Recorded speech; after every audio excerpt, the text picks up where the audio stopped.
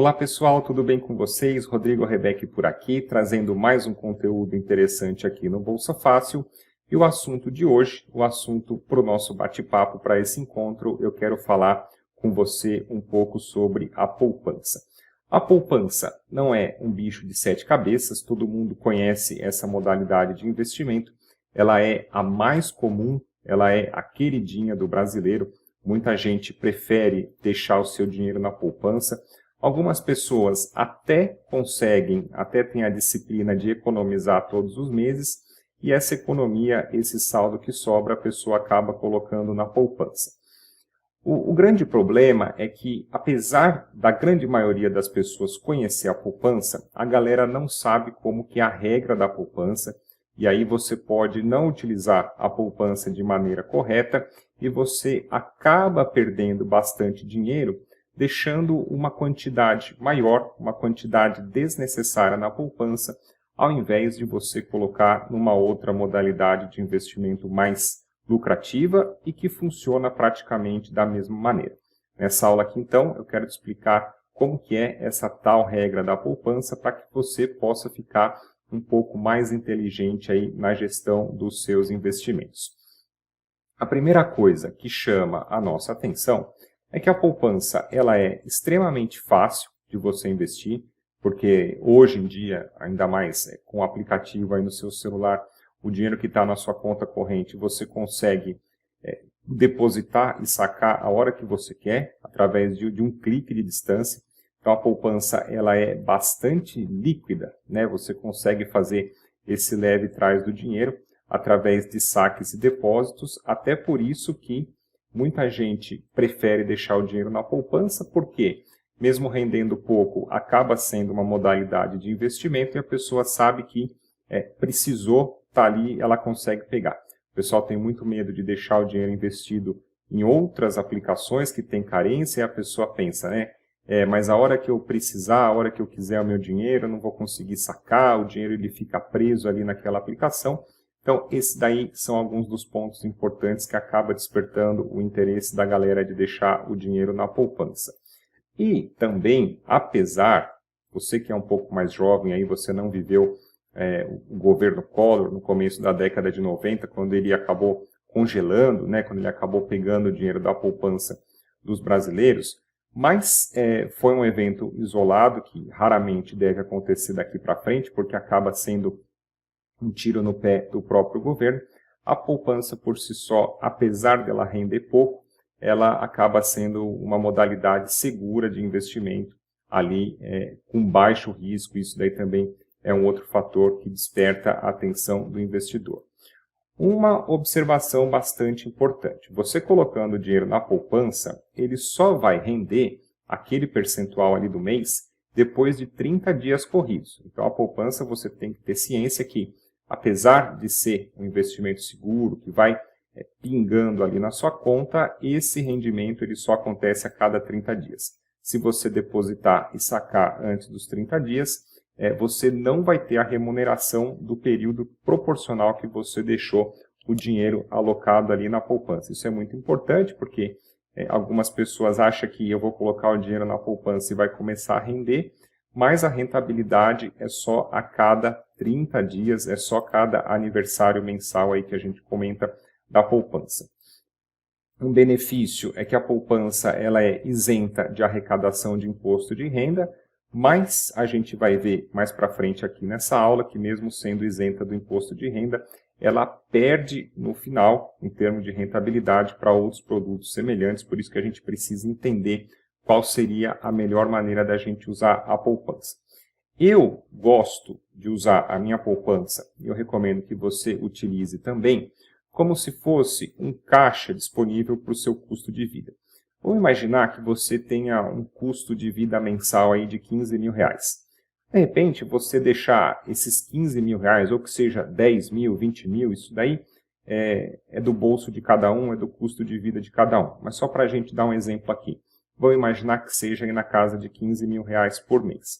Você deixar esses 15 mil na conta corrente, pode ser um montante alto e você deixaria esse dinheiro parado. O que você pode fazer? Você pode usar a sua poupança como amiga, para que você deixe esse seu caixa, deixe esse seu dinheiro ali, essa quantia maior, para você poder passar o mês pagando as suas contas, mas você deixa na poupança esse caixa para não ficar parado, já que na poupança, se você precisar pagar uma conta maior, você consegue sacar imediatamente, o dinheiro está na sua conta corrente. E na conta corrente, você poderia deixar, vamos pensar, o custo de vida é de 15 mil, você poderia deixar ali na conta corrente uns 5 mil, mais ou menos, que seria para pagar as contas rotineiras ali do dia a dia, semana a semana, e vamos supor, esses 5 mil chegou na casa de 3, 2, você saca da poupança, repõe a sua conta corrente ali nos 5 mil, e com a poupança você consegue, você pode também pensar assim, né? Eu vou deixar sempre na poupança ali de 15 a 10 mil reais, e sempre na minha conta corrente mais ou menos ali uns 5, porque eu sei que esse dinheiro é o caixa que eu preciso para poder passar o mês tranquilo. Eu sei aí que eu vou receber, eu vou pagar, vai ter entrada, vai ter saída, mas eu sei mais ou menos aí que com esse balanço financeiro eu consigo passar o mês. Por que que aí poderia ser uma utilização mais inteligente da poupança? Porque você teria um caixa, uma quantia maior de dinheiro que você precisa passar o mês rendendo na poupança, mas aí você não precisaria ficar louco, você não precisaria ficar preocupado de toda hora você ter que retirar dinheiro dos seus investimentos de longo prazo para poder cobrir as contas do seu mês. Então você sabe que ali, o pessoal de loja faz muito isso, que eles chamam o fundo do caixa.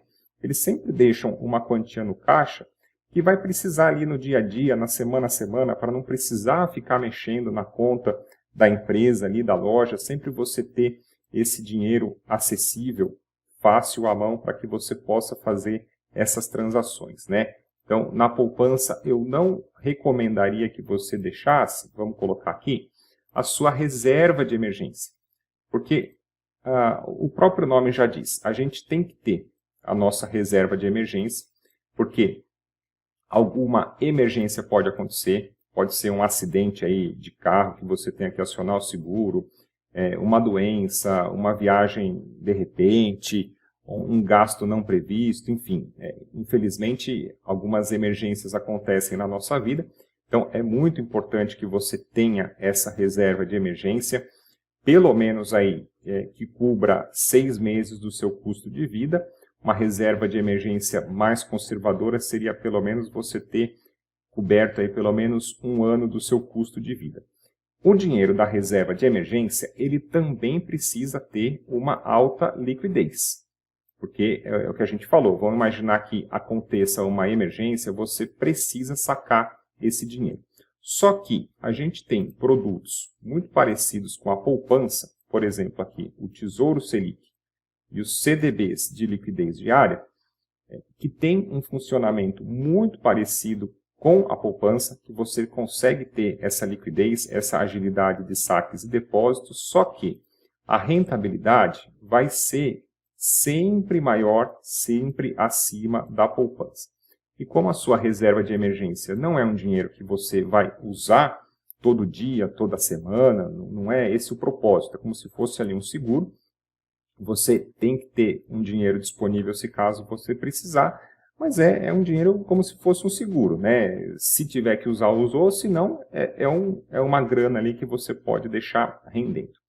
De forma resumida, quando você investe no Tesouro Selic, como o próprio nome já diz, ele vai render a nossa taxa de juros e você vai emprestar dinheiro para o governo federal para financiar a dívida pública. E quando você investe num CDB, o CDB é um certificado de depósito bancário, você vai emprestar o seu dinheiro para um banco, o banco ali vai trabalhar o seu dinheiro e você vai receber juros em função desse empréstimo que você fez. Muito importante, se você for colocar esse dinheiro no CDB visando a sua reserva de emergência, é importante que seja um CDB com liquidez diária, que vai ser o mesmo funcionamento aqui do Tesouro Selic, ele vai render a taxa de juros, mas se caso você precisar fazer o saque no CDB, ali você fazendo o saque no mesmo dia ele está na sua conta, e o Tesouro Selic, você pedindo o saque no dia, no horário comercial, no dia seguinte ele está na sua conta. Ou seja, numa reserva de emergência, aqui, a gente considerando um prazo de um dia para o outro, você teria esse dinheiro acessível aí à sua mão. Então, é um dinheiro com alta liquidez, por isso que você pode deixar no Tesouro Selic ou em CDB de bancão com liquidez diária, que ele vai ter um funcionamento semelhante à poupança, porém você vai conseguir ter um rendimento maior, tá? Por isso que acaba ficando mais interessante. Vamos entender então como que é a regra da poupança, para que você saiba por que deixar esse dinheiro eventual aí da reserva de emergência na poupança, por que você vai perder dinheiro. Pela regra atual hoje, se a Selic é a nossa taxa de juros, se ela estiver abaixo de 8,5% ao ano, a poupança vai render 70% da Selic mais uma taxa referencial. Vamos imaginar fazer um exercício aqui. Se a Selic estivesse em 2%, como foi o caso ali no período da pandemia, a poupança ela ia render 1,4%. Ou seja, esse dinheiro aqui na poupança, ele ia perder para uma aplicação no Tesouro Selic e iria perder para uma aplicação no CDB. Essas contas aqui, elas são a título de exemplo, de exercício, para ficar ilustrativo. São valores aproximados, arredondados. Eu não considerei os juros compostos aqui da poupança de mês após mês, porque seria muito pouco. Não considerei também aqui a taxa referencial, porque seria um aumento ali praticamente insignificante. E mesmo depois, no final ali, no último slide, a gente tem a tabela regressiva do imposto de renda que recai sobre o Tesouro Selic e sobre o CDB. Mesmo descontando esse imposto de renda, tanto o Tesouro como o CDB, eles renderiam acima da poupança, tá? Só para ficar claro aqui para a gente, para poder fazer esse exercício. E a outra regra da poupança é que, se a gente tiver num momento de Selic alta, no caso aqui acima de 8,5% ao ano, a poupança ela trava os seus ganhos. O máximo que você vai ganhar na poupança é 0,5% ao mês mais a TR. Se a gente pegar um exemplo aqui como a Selic na casa de 12% ao ano, mais ou menos agora, que a gente tem um momento de Selic alta, a poupança renderia aproximadamente 6,5% em cálculos arredondados. Por que eu quis trazer esse exercício para a gente, né? No caso aqui de uma Selic, não importa se a Selic ela está baixa ou se ela está alta. Por essa regra da poupança, se você deixar o seu dinheiro na poupança, ele sempre vai perder para outros produtos semelhantes como o Tesouro Selic e o CDB de banco, tá? Com liquidez diária por essa regra.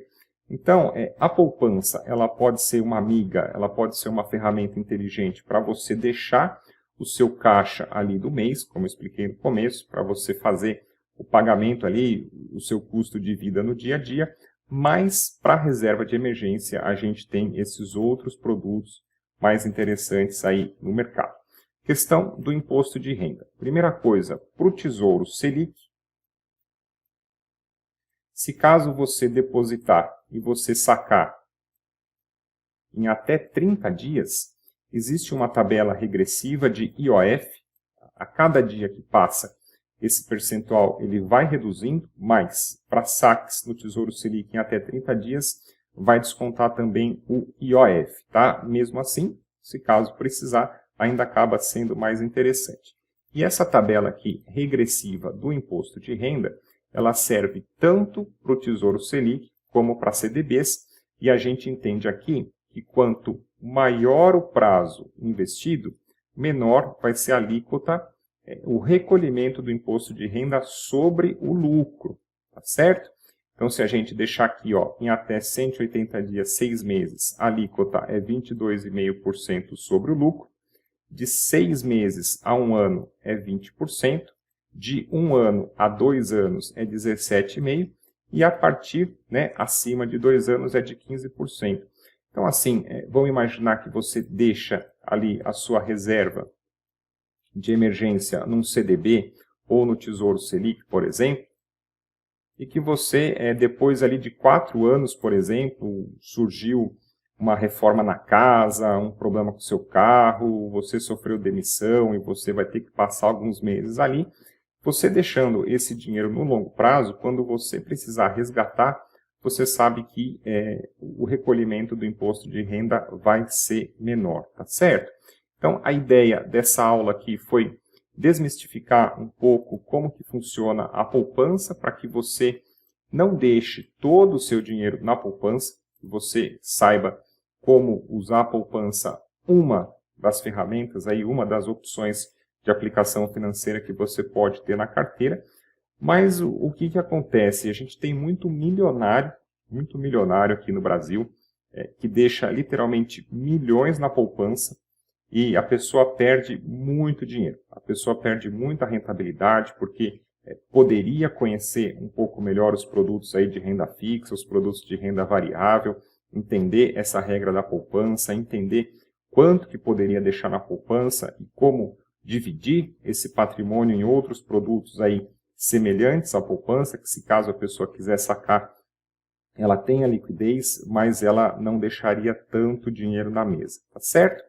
Se você gostou desse conteúdo, eu peço que você deixe a sua curtida aqui no YouTube, se inscreva no canal para você não perder as nossas aulas. Se você estiver ouvindo aí no Spotify, por favor, classifique esse podcast com 5 estrelas, assim você ajuda a que o nosso conteúdo chegue para mais investidores. Eu vou deixar aqui na descrição o link. No meu link você pode me seguir nas redes sociais, onde ao longo da semana eu trago mais dicas de investimento. E também tem os meus treinamentos, o meu curso online, a minha mentoria, se caso você estiver buscando aí se aprofundar em investimentos na Bolsa de Valores, se você quiser melhorar aí a rentabilidade, a construção do seu patrimônio, tá certo? Grande abraço, bons investimentos e até o nosso próximo vídeo.